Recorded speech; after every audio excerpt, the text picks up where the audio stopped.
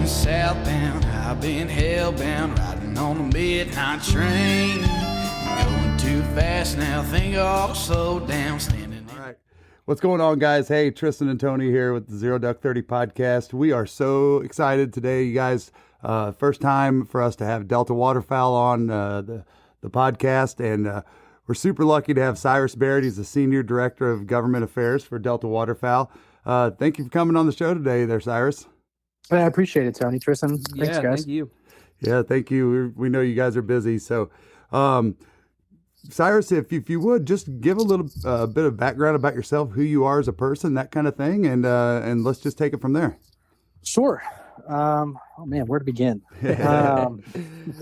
So, as you said, I'm Delta's Senior Director of Government Affairs. Let's start where I live. I'm on the East Coast. I'm up in Virginia, just up 95, 85 from you guys. Yep. Growing up here all my life, and grew up hunting and fishing, outdoors, just like I'm sure most of you guys did. Both of you guys did. Mm-hmm. And kind of parlayed that into educational background. I went to Clemson University and got my undergraduate degree in wildlife and fisheries biology. I spent a little bit of time with Fish and Wildlife Service, banding ducks and putting a drip torch to the ground in North Carolina. And the story I always tell people is I think for the first 3 to 3.5 years of college, I wanted to be a biologist. I was either going to be banding ducks or working on impoundments or whatever. I wanted to be in the field working with the species that I love the most. Yeah. And that all changed maybe second semester junior year or first semester senior year. I can't remember which one it was, but I took a wildlife policy class and loved it. And at the same time, I had always had this weird, what I'll call obsession with politics. So I volunteered and gotten kind of involved locally here in Virginia, helping out with some candidate races, and was just always somebody that was drawn towards policy and politics. And so when I took that class, it was kind of a light bulb moment where I was like, oh man, I can do both of these things at once as a job, as a career. So that kind of catapulted me, into that. And I've had the great fortune of working for a bunch of awesome organizations doing great conservation hunting policy stuff around the country, and have ended up here at Delta, and I've been here over a year now, and it's been the high watermark of my professional career for sure. That's so awesome, man. So, with that role, can you kind of give like the normal listener out there, I was like, when I saw your title, I was like, I need to have a talk with this guy before we go, because I'm like, this is above my pay grade, and I need to understand what this gentleman does. Can you kind of go in and give like a general overview, or maybe some of the things you get involved in that kind of helps just explain your role? Sure.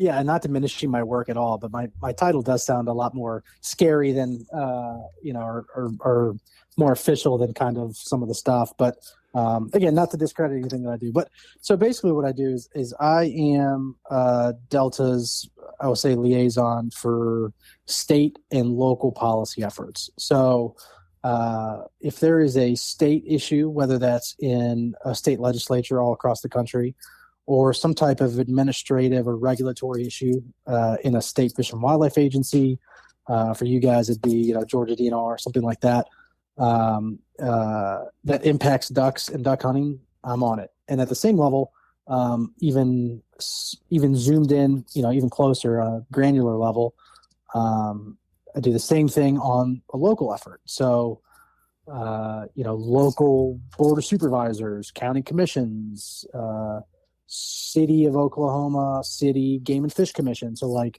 really, really micro, issues that may only impact, a couple of dozen people. But if it's got something to do with ducks and duck hunters, that's certainly where I come in. And, in our policy department, we've got John Devney, who's my boss, who's our chief policy officer. So he oversees the entirety of our policy efforts at Delta, and then also primarily handles our federal policy. So he is the primary contact for everything that we do in DC and stuff like that. And then my colleague in Canada, Jim Fisher, does the same that I do in the States in Canada. So all of the provincial and local, as well as some higher level Canadian policy stuff. So that's kind of it in a nutshell. I mean, it can be anything from working on a massive piece of legislation in the state legislature to working on a duck blind draw snafu closure that's going to impact 60 duck blinds. You know, so it can be very big or it can be very small, which is pretty awesome, because the overlap for my work in our organization is our members and volunteers. So I have the unique fortune of having, you know, a army of boots on the ground volunteers and members who are just as passionate about ducks and duck hunting as I am, that I get to rely on for, you know, some smaller niche issues around the country. And they're the ones that we really lean on for assistance and support and stuff like that. So I have a really fun job. I get to interact with our members. I get to interact with my counterparts at different conservation and hunting organizations. I get to interact and talk about duck hunting with elected officials. So it's an awesome job. That's awesome, man. And I think it's so Stacy, you obviously got to know Stacy because you know, work with her at some level, and she referred us to you, which was pretty cool. And I know she's been working a lot in Florida and Georgia, which is just absolutely awesome. That's where we spend a lot of our season. So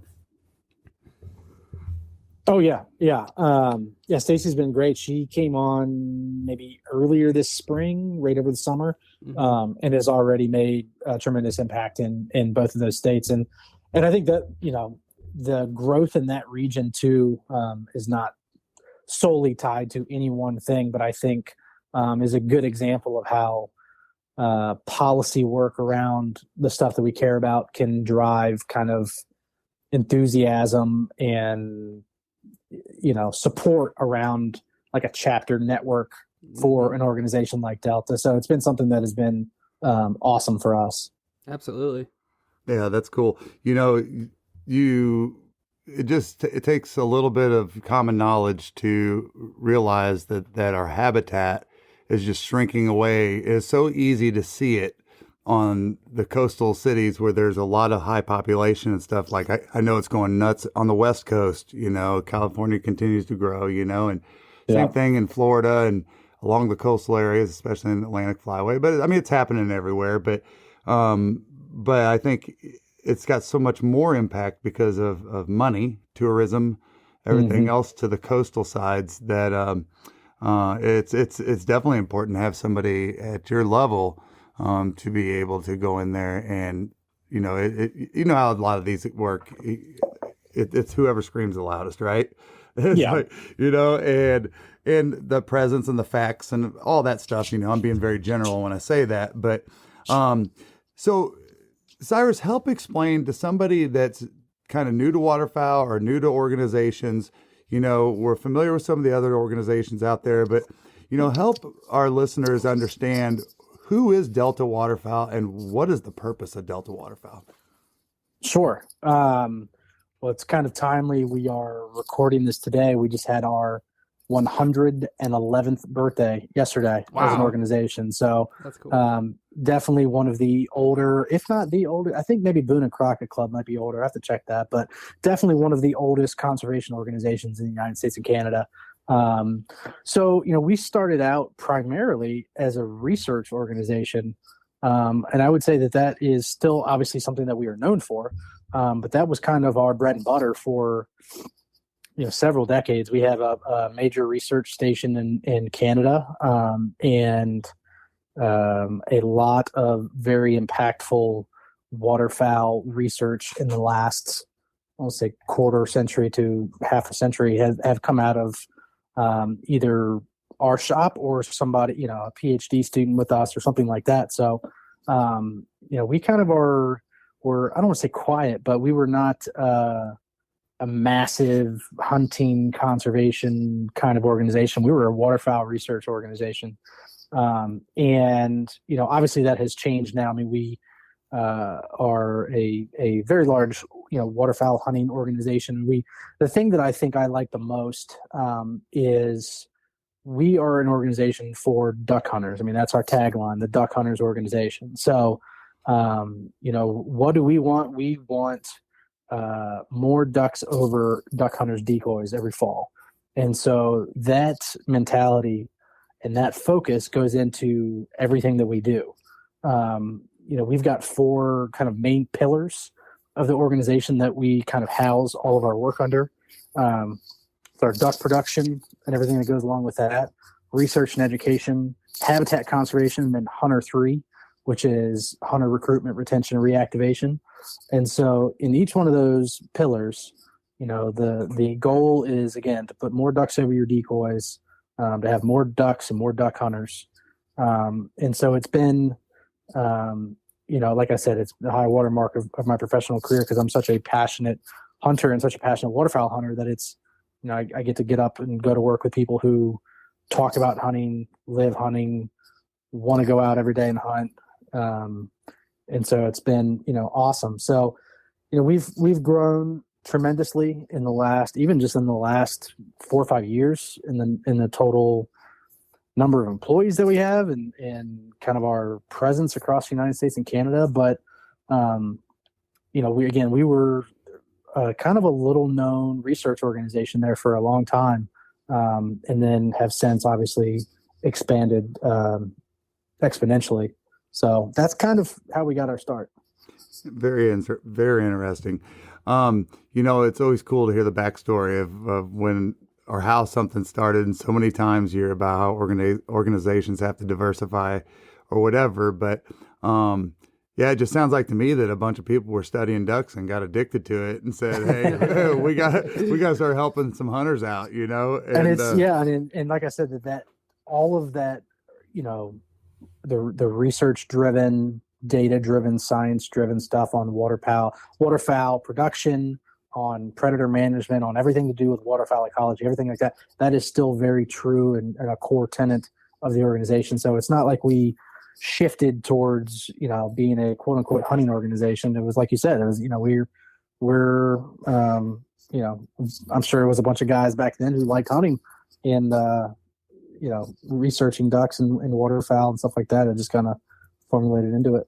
It's crazy. You guys really kind of, I don't remember if I saw it in the publication or if it was a social media post or where it was. It might have been on a video even. But you guys had done a piece on raccoon predation in the prairie pothole regions. Oh yeah. And my mind was blown at the presence of raccoons on the open plains. Oh yeah. How they've changed. And it's just, that's mind blowing to me. Yeah. And so predator management, especially when we're talking about nesting ducks, overwater nesting ducks, or in prairie grasses and stuff like that. Nest predation is a huge component of the work that we do in the prairie pothole region in the United States and Canada. The driving force behind a healthy population of waterfowl is the percentage of nest success. What that percentage, how many eggs are hatching every year, how many birds are we adding to the fall flight, and between raccoons and skunks and foxes and all this kind of stuff. I mean, something is trying to eat an egg all the time, and raccoons are an interesting one too, because historically, I don't think that they're even native to. As waterfowlers, we experience all kinds of extreme weather conditions. Stay bone dry and warm with Frog Togs hunting gear. You can check them out at frogtogs.com or at frogtogshunt on Instagram.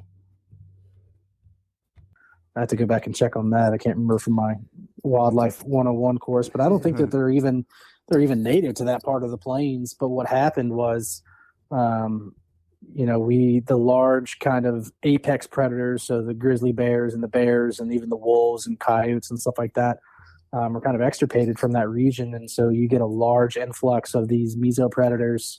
The skunks, the raccoons, the possums, all that stuff, the foxes, and those things will just eat eggs up every day. And so that's been a core tenet of our duck production work is predator management, and it's going to continue to be in an even bigger way part of our duck production work in the coming years as part of our new Million Duck campaign.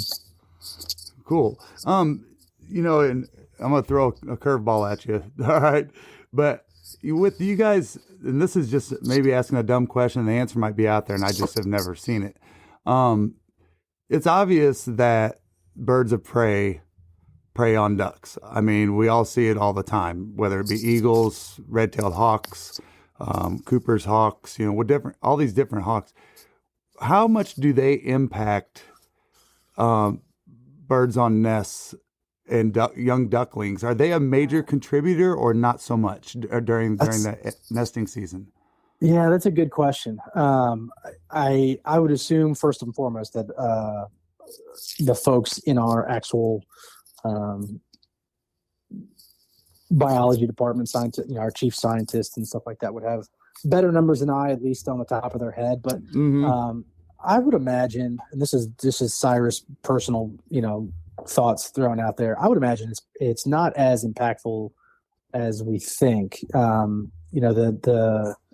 The predation from on the ground predators is, I think, the large issue, the main the main way that eggs get eaten. Sure. And again, I'm not saying that hawks and eagles and things like that are and crows for that matter too are an issue, but I don't have any numbers that I can spout off the top of my head, but I can't imagine just from the stuff that I do know that it's anywhere near the numbers of from foxes and raccoons and again those kind of mesopredators and stuff. Sure. It was just kind of a first time I thought it, and I was thinking about it, and I was like, I wonder if it is. But so one thing as a public land hunter, myself, Tristan, and a lot of the folks that we hunt with down in the South along the coastal areas, big in the Atlantic Flyway, we're very familiar with just about everywhere. And it's cool to me that, I moved down to Florida whenever it was 10, 12 years ago, and, got into duck hunting, and I had known of Delta Waterfowl just because I grew up along the Mississippi River, Sure. So I've seen you guys' signs up. I mean, I knew who you guys were. And I remember thinking to myself, I kept going, well, I guess maybe they're more so in the Central Flyway or more mallard focused. I wasn't sure. Yeah. And so it's exciting to us that we're starting to see Delta be a much more common name in the South. Can you talk about, has that been as a part of a directive or just some luck with some good people, or, how's that came about? No, I mean, I think a little bit of everything, right? I don't think that we had a clear directive to grow our presence in Florida and Georgia. Mm-hmm. We certainly have supporters all over the country in Canada. Sure. And I think we have members in, I don't know if we have members in Hawaii. That'd be nice if we did. Maybe we do. There's got to be one. Senior Director of Hawaiian Affairs. Yeah, exactly. There you go. But we've got members in every state. And what I think you're seeing in the South right now is kind of what we alluded to earlier is you're seeing a growth in primarily the chapter network, the chapter system. So folks who are getting involved through folks like Stacy and others, becoming volunteers because of our policy efforts, advocacy efforts, stuff like that. I mean, we are helping tackle real world problems that duck hunters have in those places.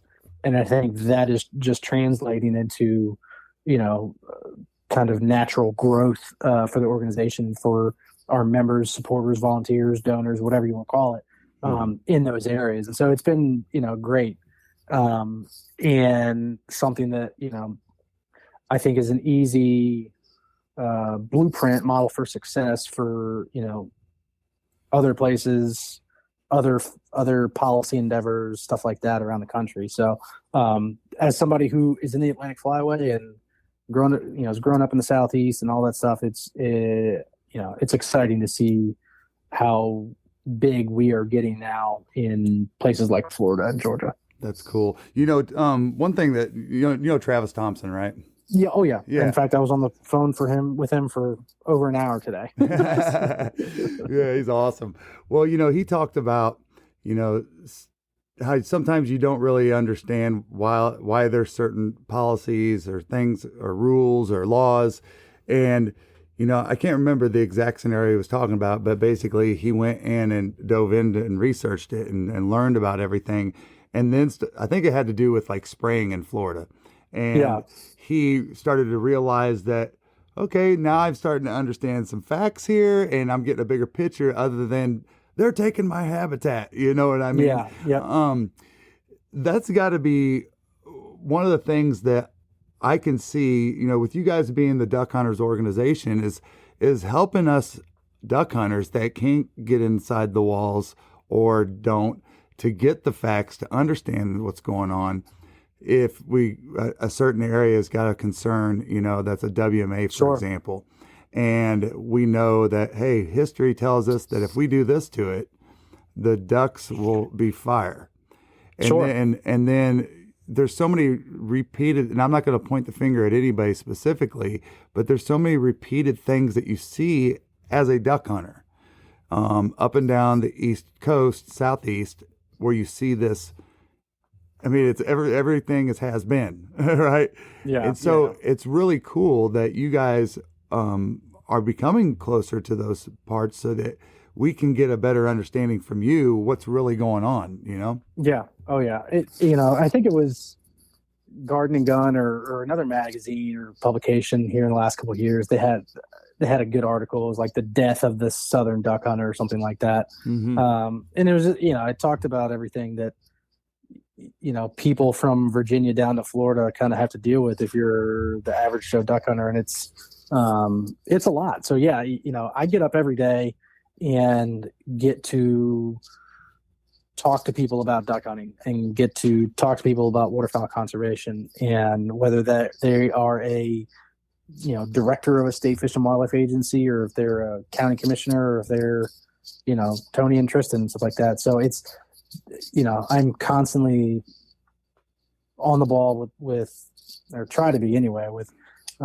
anything that has to impact the things that we care about around the country. So I usually try to tell people that if there's something going on, there's a better than not chance that I know about it or know somebody, that does. So if you guys called me up and said, there's a problem at this one specific WMA in Florida, if I don't know, exactly what's going on or haven't heard about it, I'm one phone call away from getting to the bottom of it. And, then that's where, again, with the beauty of having so many built-in, boots on the ground volunteers and folks that are passionate about it, then, I'm able to go to our chapter network and our volunteers and members and have, my voice and the collective voice amplified times, a million when we go into situations, when we're advocating on behalf of duck hunters. Heck yeah. And Cyrus, can you kind of go into some of the projects that Delta has that's, exciting to you, that's coming up in the Atlantic Flyway, but also in just like the southern part of the Atlantic Flyway and, down here in Florida and Georgia too? Yeah. So one thing that, at least in the Atlantic, that comes to the top of my mind, which you guys don't have to deal with, but folks in this part of the Flyway do, is Sunday hunting restrictions. Mm-hmm. I mean, we still have several states that either offer no migratory bird Sunday hunting, or only on private land, or this or that, or just no Sunday hunting in general. I mean, waterfowl included, but no deer hunting, no squirrel hunting, no turkey, whatever. And so that's been a major focal point for Delta as an organization for a while, and will continue to be. I think the closest state to you guys that has any type of Sunday hunting restriction is South Carolina, which I think you cannot hunt on public lands on Sundays, but that is, I think, going to change here before too long, which will be nice. The agency and the legislature, I think, are going to work together this year and offer up a framework that will allow some Sunday hunting on public lands, which is nice. But, and then for y'all's part of the flyway, there's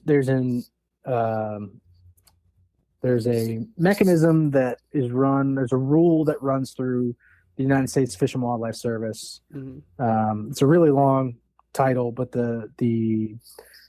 it's normally called the Hunt Fish Rule.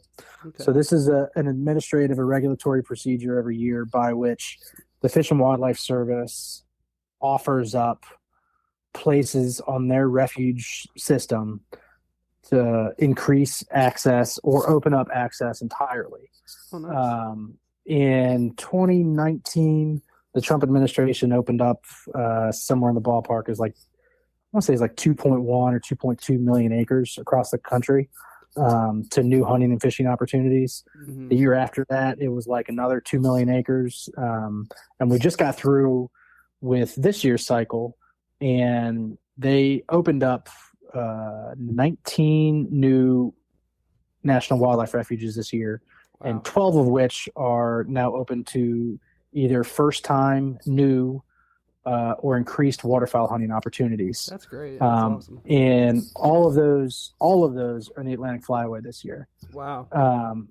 Where you guys come into play is there is a lot of stuff in the Southeast region that we think could be opened up for hunters, additional access, additional acreage, additional hunt days, whatever it may be. Mm-hmm. We think that there's a lot of stuff in the Southeast, Georgia, Florida, Mississippi, Alabama. And so, we're going through the process now of meeting with the right stakeholders, with the Fish and Wildlife Service, with our partners at, places like DU and other organizations and stuff like that. Do you want coffee that doesn't suck? Get the Duck. Dirty Duck coffee is made specifically for the waterfowl enthusiast. Enjoy flavors like Morning Wood, Dark Dynasty, Cinnamon Teal Snickerdoodle, and First Flight to unlock the flavor that you'll enjoy in the blind for years to come. Our friends at Dirty Duck Coffee Company are now offering all Zero Duck 30 followers a 15% discount when you use code ZeroDuck15 on your next order. And trying to figure out and make sure that those places, those refuges that would be great additional access for duck hunters are on the chopping block for next year. That's awesome, man. Very cool. Very cool. So, when we talk about, putting more ducks over blinds, more birds over blinds, what are the main channels that you guys are using to do that? Do you guys get involved in like land acquisition or anything like that? Or can you kind of No, so the bulk of our, how we put more ducks over decoys is through our duck production pillar. So that is kind of twofold. One would be our hen houses and our hen house structures that we make, produce, and put out every year up in the prairie pothole region. And those are for overwater nesting birds, primarily mallards. And then our predator management, which again helps increase, basically boils down to helps increase the chances of nest success. So again, the higher the nest success rate is, the more birds are being produced, the more birds are put into the fall flight.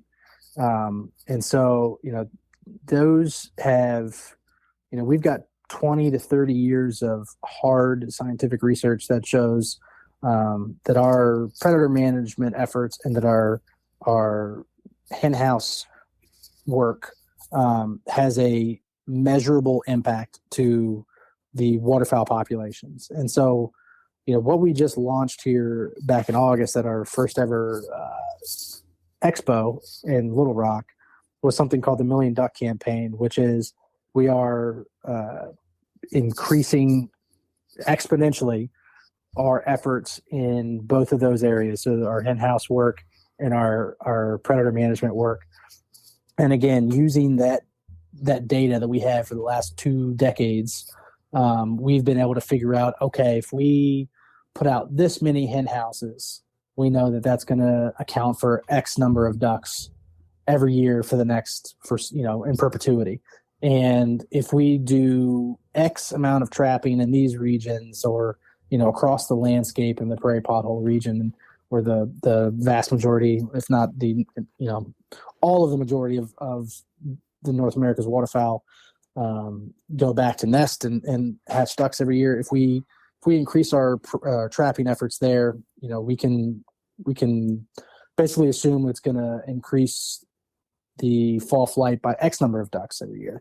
And so we put those two together, and through those efforts, we're on pace, once we get this thing up off the ground, to produce 1 million ducks every year in perpetuity. So that's a million more ducks, additional ducks, coming down the flyways every fall. So it's pretty exciting. Pretty exciting stuff. Those states where these smaller predators have became such a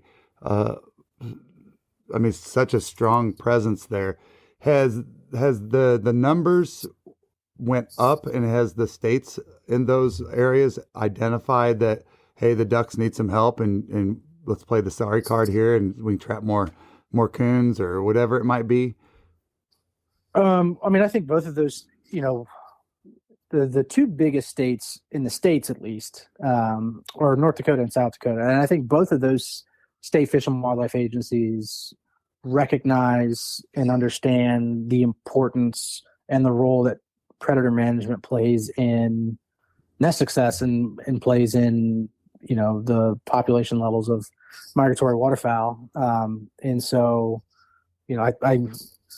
they certainly see the value in it. Let's put it that way. Gotcha. Okay, cool. Yeah, no, I was just a personal thought. I was sitting there thinking as you were talking about it. What are some of the hottest issues that are out there right now, that's going on that hunters need to be aware of, that they're going across the United States or maybe in Canada or elsewhere, that we should be more aware of? Can you talk about some of those recent things or recent wins or losses? Oh man. So one thing I think, and this is kind of out of thin air, meaning there's no proposal right now anywhere in the United States at the state level or anything like that, but there have been states that have done this. But this is just something that I foresee to be a big issue in the future of waterfowl hunting, is the resident versus non-resident, I don't want to say battle, but there are a handful of states that are, hotbeds for duck hunters, right? Mm-hmm. Arkansas, Missouri, Louisiana, North Dakota, South Dakota, places like that.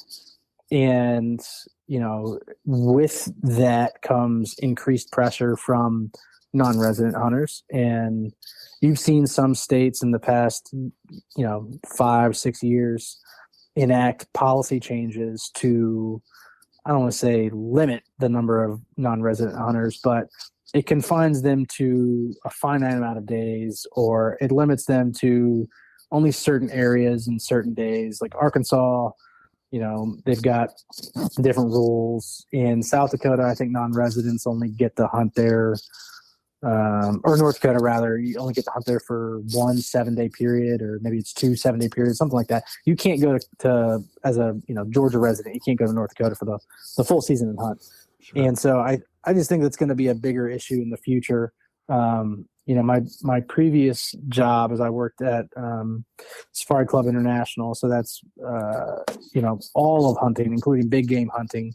And the last couple of years out west, there was this big fixation and focus on tag allotments for big game animals, and basically who should get preference for certain things, residents or non-residents. And I just think once they've figured that out at the the big game level, the next big issue is going to be non-resident versus resident duck hunters, and who should get preference over what, and are they going to exclude non-residents for certain times of the year or whatever. And again, this is kind of off the wall. I mean, there's no proposal or anything right now for any other states. Kansas was looking at something earlier this year, but I don't think that there's anything concrete. They were just kind of looking at how many non-resident hunters do we have come through the state every year and stuff like that. But I don't know. If I had a magic 8-ball, I would think that would be one thing that we are dealing with in the next 10 years or something like that. Yeah. Yeah. I mean, it's just going to, I mean, we've seen it in all different types of game, from deer to you name it. And, I've always said that's always a great thing for us as the voices of our sport when we're talking about public hunting, for us to be more in tune with the non-resident hunter, because, Tristan and I grew up in Illinois, and, we were definitely in that group of people that were like, man, look at all these out-of-state license plates, Oh, yeah. We were bow hunting deer because there's only so much land. Yep. And, how funny the tables turned, and we, moved to Florida, and we started going to Arkansas more for duck hunting and stuff like that. And I mean, that's why it's even more important now that we all we're all on the same team here to work together and to make it a great experience, especially for the younger generation. Oh yeah. I think if you have a South Carolina license plate and you're in Arkansas, I think you may run the risk of getting your tires deflated or something. Yeah, there's definitely there'd be one of those a growing resentment, for those folks. But I don't have to deal with it, right? Because there's not a ton of people that are coming to Virginia specifically to duck hunt, right? Like, the public land access is the way it is, regardless of if there's an influx of people or not. So on one hand, I feel for these people, right? It's in their backyard, and they've grown up hunting here for forever, and especially the public access areas and stuff. But then on the other hand, I'm like, well, it's a shared resource, and especially for a migratory species and this and that. And I don't know. It's just going to be a sticky situation, I think. I could be wrong. I hope that I'm wrong, right? But just the way that things look like, I feel like that's going to be a bigger issue in the future than people realize. Mm-hmm. Yeah, no, I totally agree. And, we're going to have to, one of the things I was thinking as you was talking about this stuff is, us as hunters, we were so worried about other people hunting our private land or our public land, right? When we sit there and watch habitat day after day just dwindle right under our noses, and it's funny how, maybe it's lack of education or whatever, but that you could spend more time and power at doing something for the good of trying to protect land. Take that energy and put it somewhere else. Oh yeah. Yeah. And we talk about access all the time. But really it should be qualified as quality access, right? Yep. Nobody wants to go duck hunt an impoundment that can't hold water or anything, right? So if the pumps aren't working, if the boards aren't put in, if the moist soil unit, whatever, is not planted, like access is only as good as the quality of access it is. And so what you end up seeing, and you guys know this, I'm just saying it for out loud, is people. Our partners at HuntWise are offering an exclusive discount for Zero Duck 30 followers. As an elite member, some of the features you'll immediately gain access to are HuntCast, WindCast, peak kill times, property lines, owner information and phone lookup, 250 map layers, unlimited offline maps, 3D maps, social media, and on top of it all, save up to 50% on some of the top hunting brands in the industry. Download and explore the #1 hunting tool set today and save 20% by using code DUCK30. We're still losing hunters rapidly, right? Like I was talking about the number of duck hunters in the United States this morning. And I think we fell below 900,000 last year. I have to go back and check, but I mean, we're well below 1 million, and well below the high water mark, back in the 70s and 80s. But you talk to people, and they're like, "Well, I saw 20 guys at the boat ramp on Saturday. We're not losing hunters. I don't have any place to hunt." Well, it's like we saw 20 guys at the boat ramp because that's the only place to hunt worth a damn in the Tri-County area, and so everyone shows up there. If there is a greater emphasis on better habitat, better access, better quality access and habitat, then you probably won't see that many people at the walk-in spot or at the boat ramp on Saturday mornings. For sure. And Cyrus, one thing we wanted to ask is, if you're a hunter in a state, and let's say there's a WMA that you frequent, or WMAs you see or whatever, that you feel, obviously we're not scientists, but just from our, minimal understanding, it just seems like things aren't being handled the way that if you were going to handle your own duck hunting property, I'm talking about burning, planning, water management, depth, all these different things that go into holding ducks.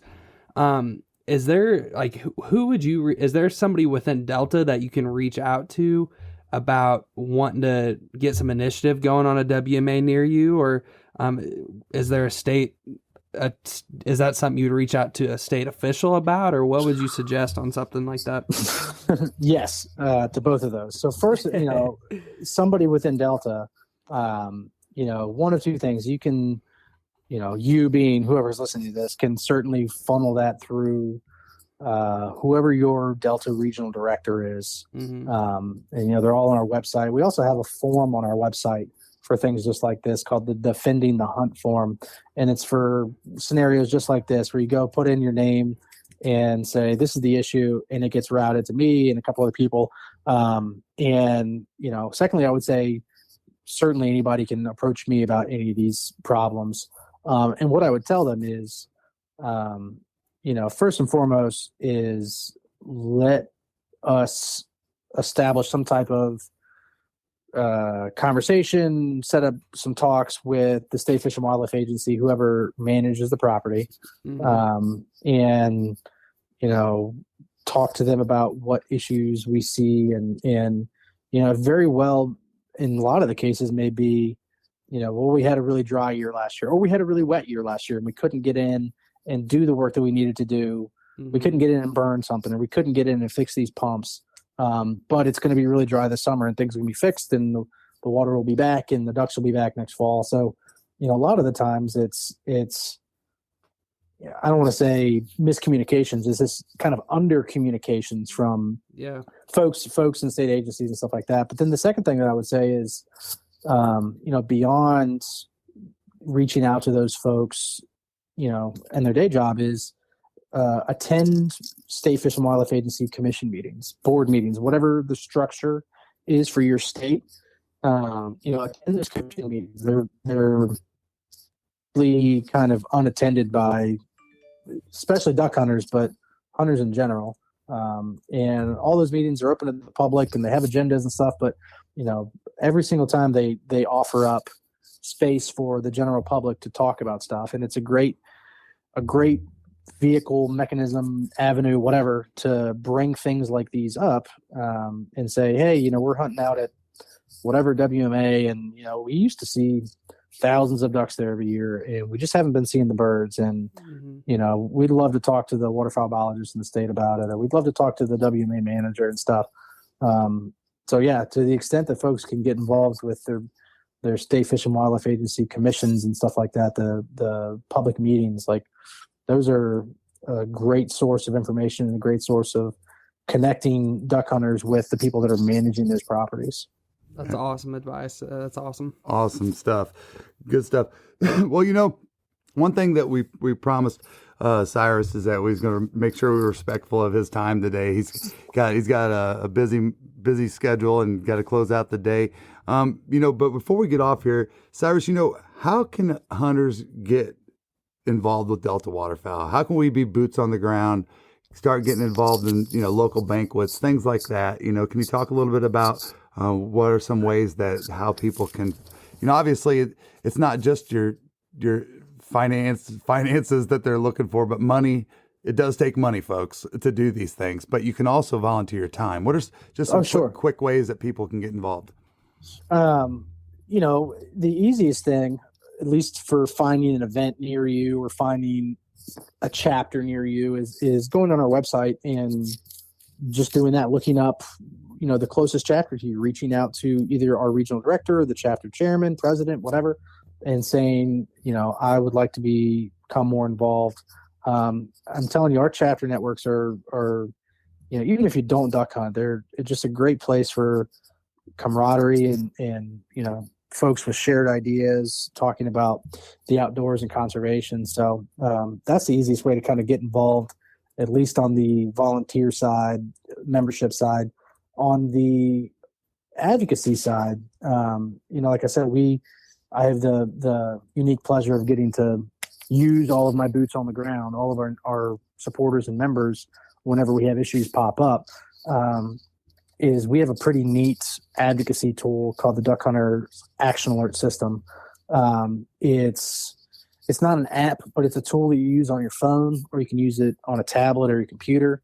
And it will connect you with every elected official that you have, all the way from the president, all the way down to, local dog catcher. If there's an issue that ever comes up for duck hunting that involves a dog catcher, we can still contact those people. And we can send emails, we can make phone calls, and we can make social media posts about it.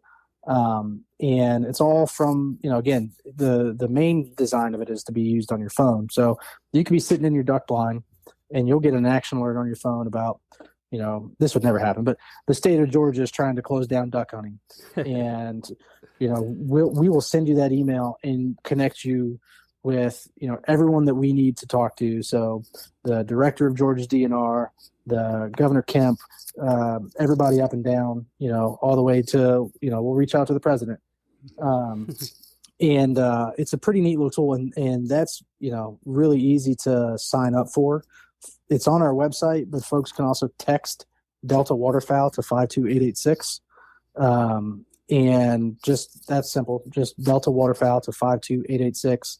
And then it'll send you back a little prompt, and you just fill in your information. And, it is not a donation solicitation thing. We don't share your email. We don't sell your email to anybody.